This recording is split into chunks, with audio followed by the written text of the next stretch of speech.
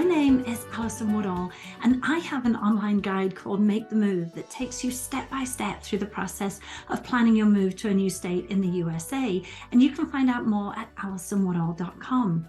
Well, today I am really looking forward to talking to Margie Brooke, and she moved not to a new state in the USA, but to Panama. Margie, welcome. Thank you. Wonderful to actually virtually meet you.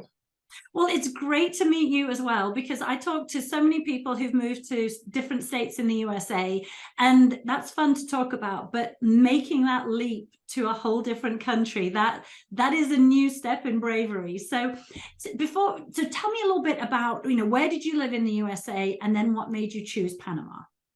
Okay. My husband and I lived in Sonoma, California, part of the wine country. I owned and operated a cafe that was 7 days a week, breakfast, lunch. I had a wine bar next door that was 4 nights a week with live music. And then we had a farm where we grew a lot of the produce that the cafe used. So I basically had the daytime job, the afternoon job, and the evening job. So it was a lot of work. It was fun. I had an amazing team that worked for me. I had amazing customers. My husband was commuting to east of Sacramento, so he was commuting 160 miles a day. So we both worked a lot. And when he retired in 2015, I thought he was going to come work in our businesses.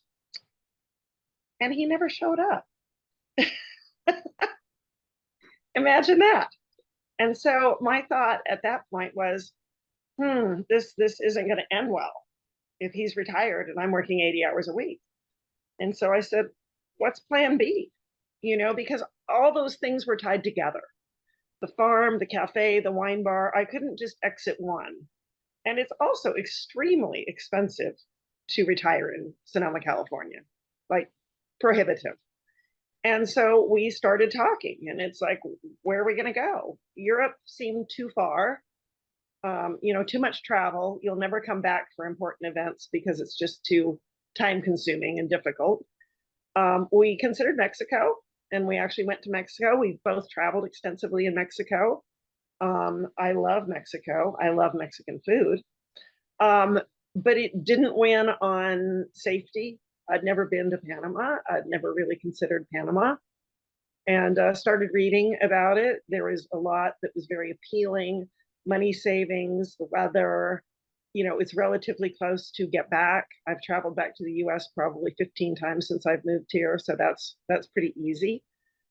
So we came down to check it out in 2015. We went to Bocas del Toro, which is a beach community, Caribbean side of Panama. We went there for, I think, about a week, and then we came to Boquete.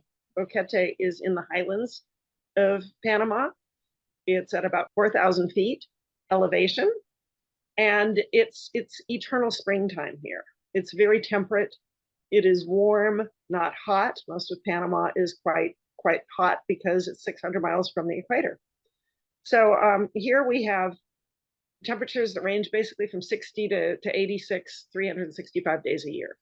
I never wear a jacket. I can wear shorts and a t-shirt 24/7. Wow. And so when I think, my geographical knowledge of Panama is based on a documentary I watched all about the Panama Canal. So it's quite narrow. So obviously you've got the Caribbean side, and then you've got the Pacific side. So from where you live, how far is it to get to a beach in either direction? We're almost in the middle, but it's more difficult to get to the Caribbean side, not as the crow flies, but as a human travels. So I can get to a beach on the Pacific side in about an hour and a quarter. We have Las Lajas, which is a little bit south of David. David is the second largest city in Panama, or La Barqueta, which is a little bit north of David.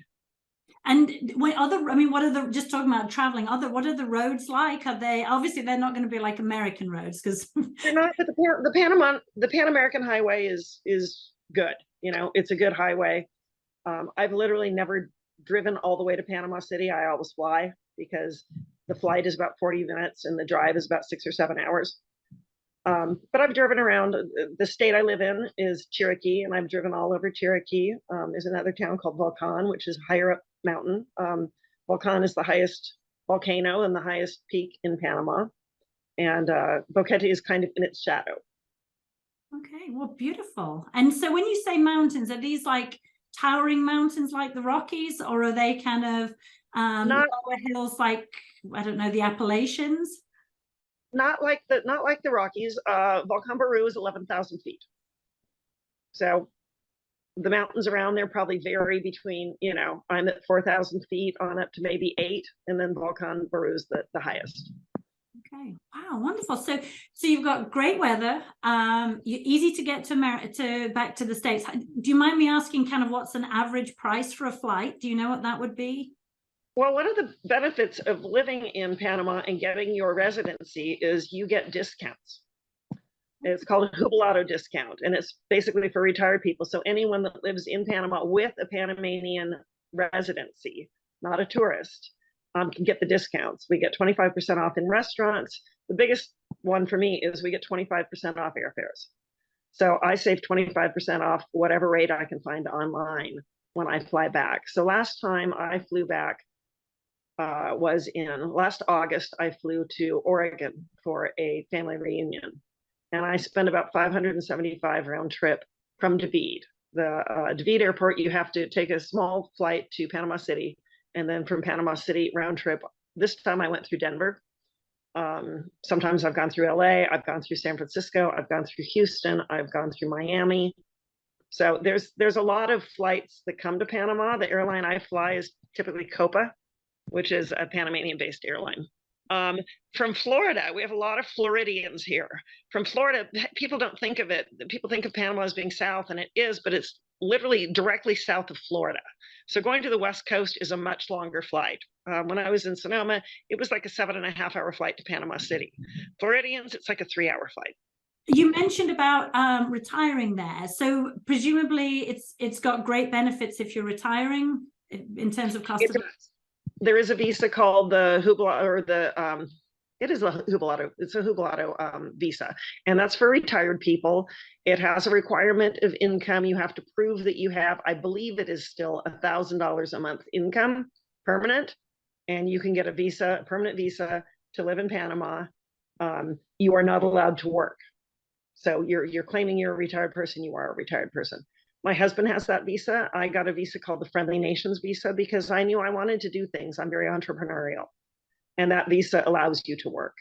And the amount that you have to invest has changed. I believe it is currently $200,000 if you want the Friendly Nations visa. You invest that much in Panama, you buy a house, start a business, and you can have that visa. They also have a new visa. I don't know the regulations on it yet, but it came out of COVID. They have a digital nomad visa. So people that work online other places can come here and live. And, COVID and that visa have really, really changed our demographic. When I came to Boquete in 2016, the average person coming here from the US was a retired person, maybe in their 60s, maybe in their 70s. It was considered really a retiree kind of town. Now there are young people everywhere. We have so many people coming. We have people coming from Canada. We have people coming from the US. We have a lot of Germans coming here right now. We have South Africans. So it's a very diverse community. And for me, it's great to see all these young people coming. It's changing the dynamic. It's changing the energy. And it's great to see people not waiting until their retirement to get out and see the world. But I know when you retire, then, while you have that freedom, then you worry about healthcare. I'm finding it okay. So in town, we have a clinic. We don't have a hospital in Boquete. The hospitals are in David. If I go to the clinic, there's 2 doctors there. There's Dr. Shannon, who is actually a Canadian. There's Dr. Gomez. He is bilingual, Panamanian. I've had excellent service by both of them. Dr. Gomez makes house calls if necessary. If you go to the clinic to see a doctor, it's, I believe right now, $16. So most people just pay out of pocket. Many people here have international insurance, so that if they travel, it covers them anywhere. We haven't done that yet. We're going to. You can also buy an insurance plan at one of the hospitals. Those are very reasonable. They only cover you there.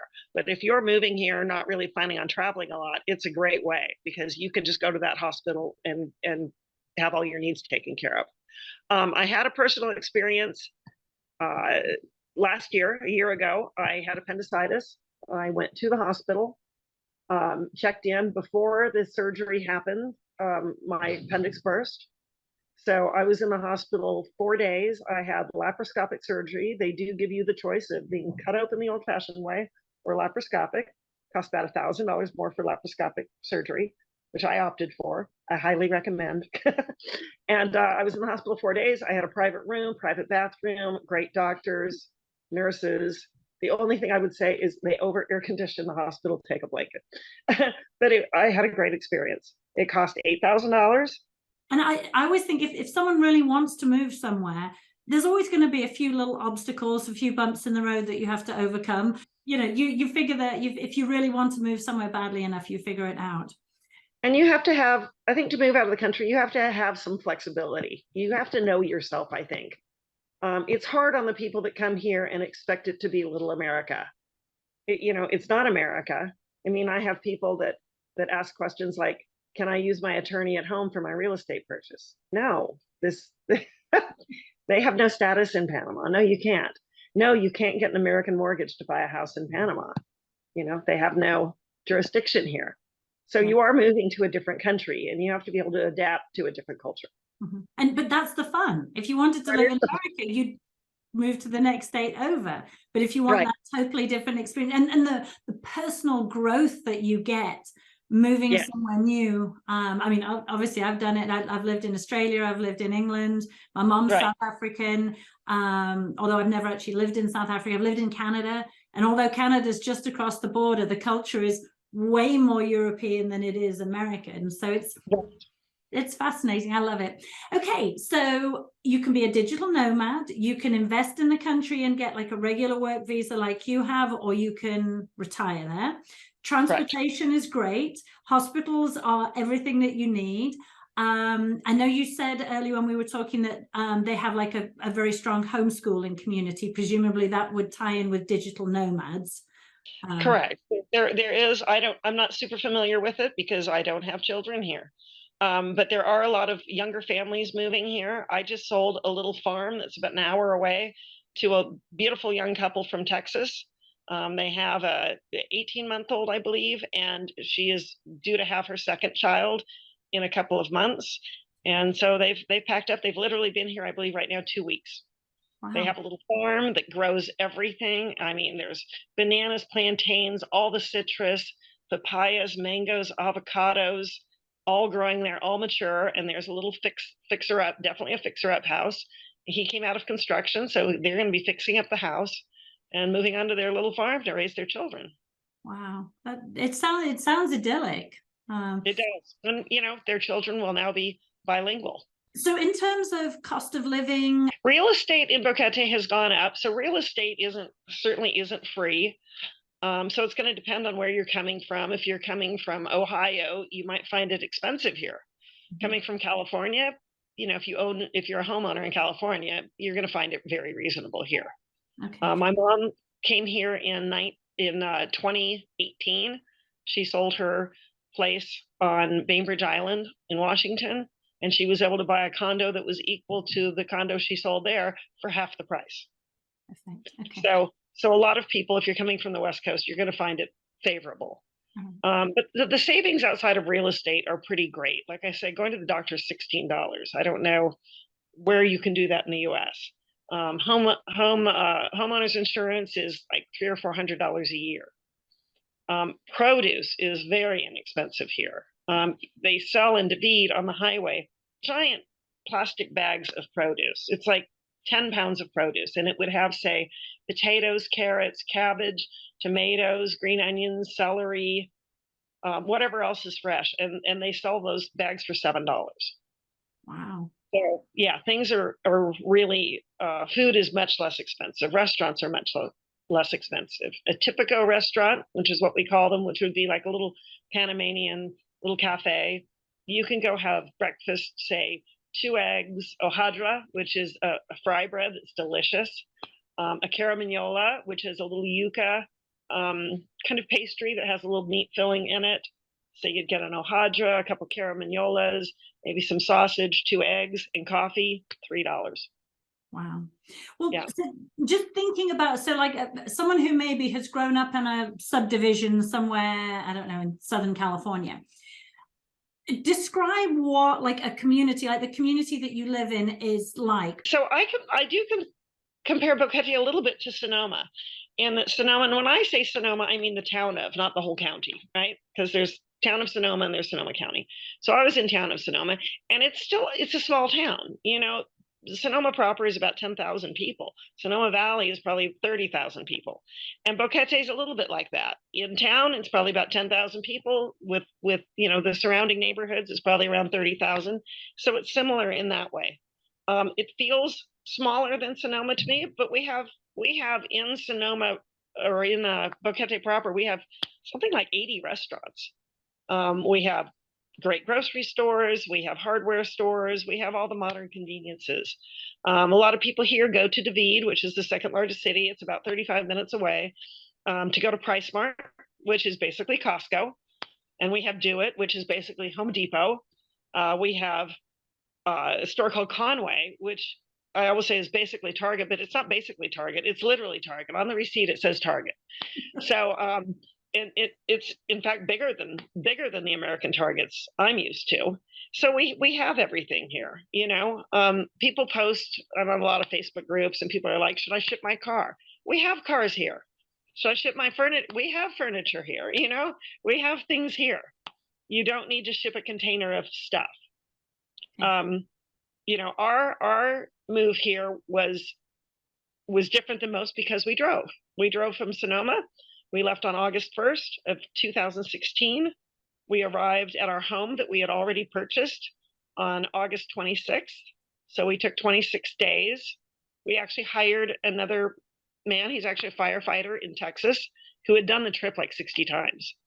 And we hired him. We had a camper, he had a camper, and he brought us down. And we did that because, one, we didn't have the language skills. Two, you're crossing a lot of countries. He got us all the way to the Panamanian border and turned around and went back. It was an interesting experience. You know, we got to go through Mexico and Guatemala and Honduras and El Salvador and Nicaragua and Costa Rica. So we got to see a lot. Well, we got to see basically a lot of Central America.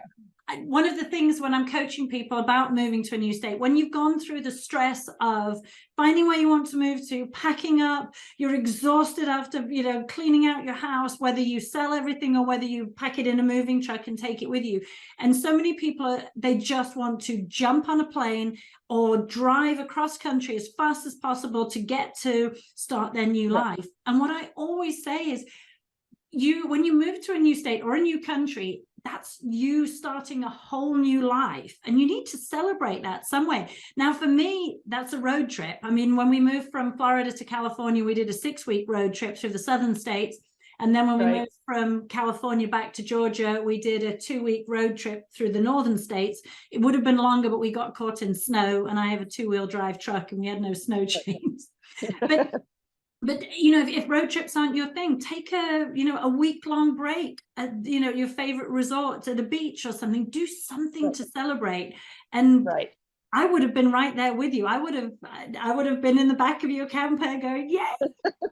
You know, one of the things that they say a lot is you should rent before you buy. Rent for at least 6 months.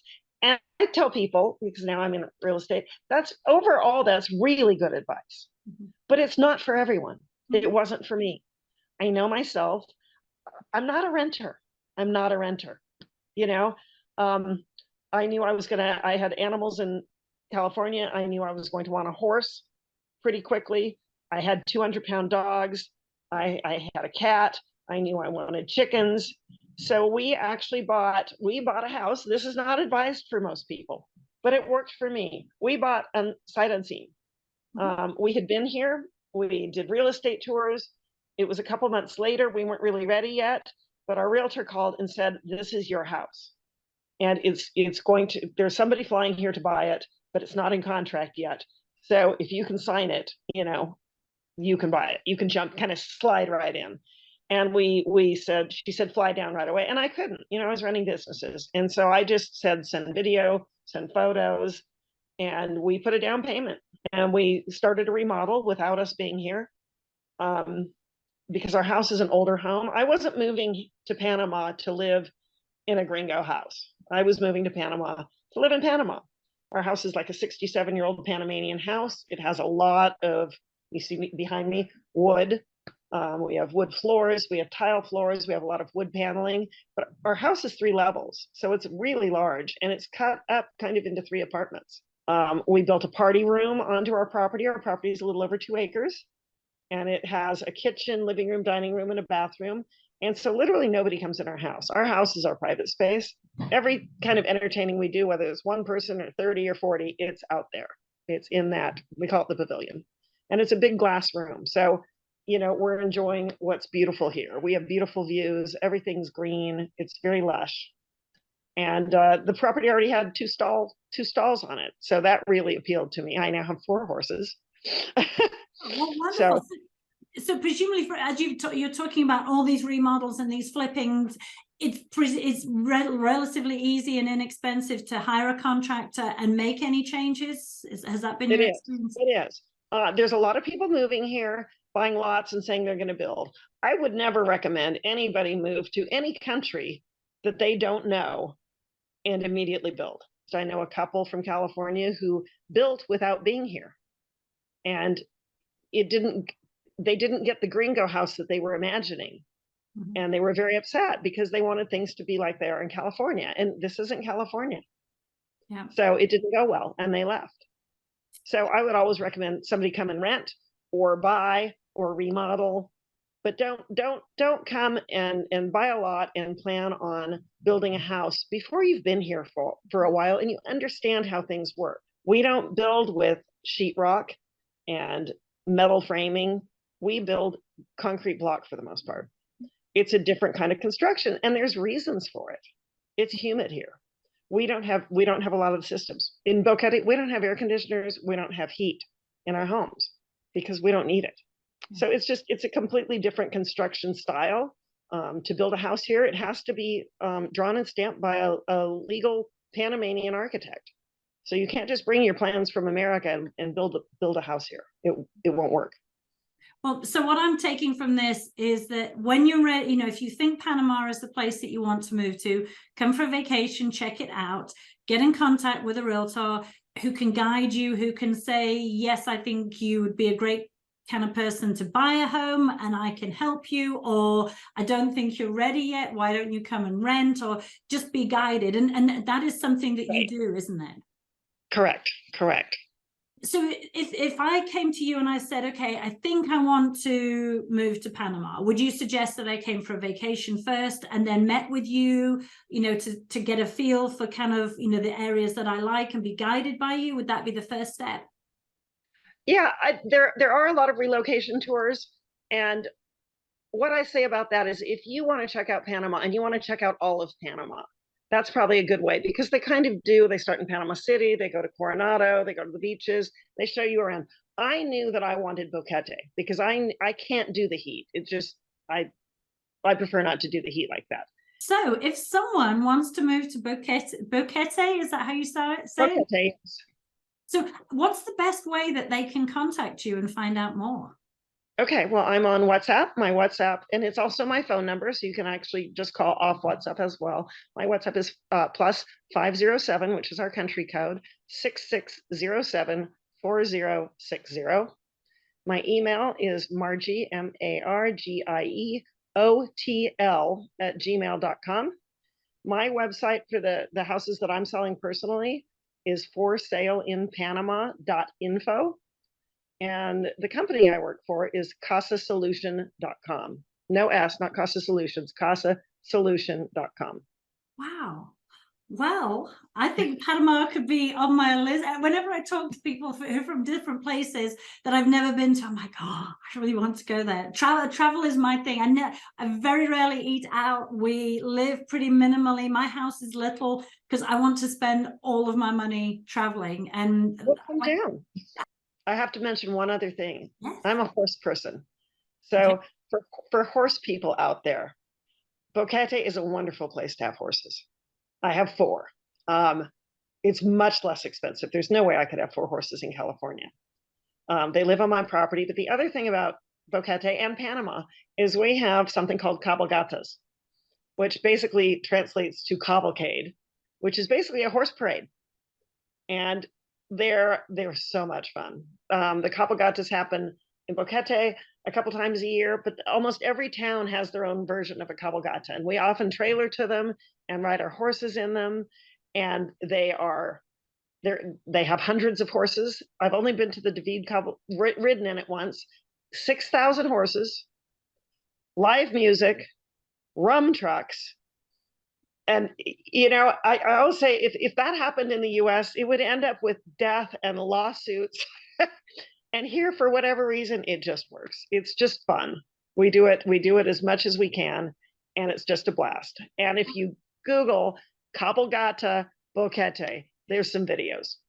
Wow, I will definitely check that out. Well, this has been wonderful talking to you. So for anyone who's watching the video, all Margie's contact information is going to be just below wherever, or in the notes section, wherever you're watching this video. Margie, thank you so much. It has been so good to talk to you. So good to talk to you too, and hopefully I'll see you in person in Panama. Thank you.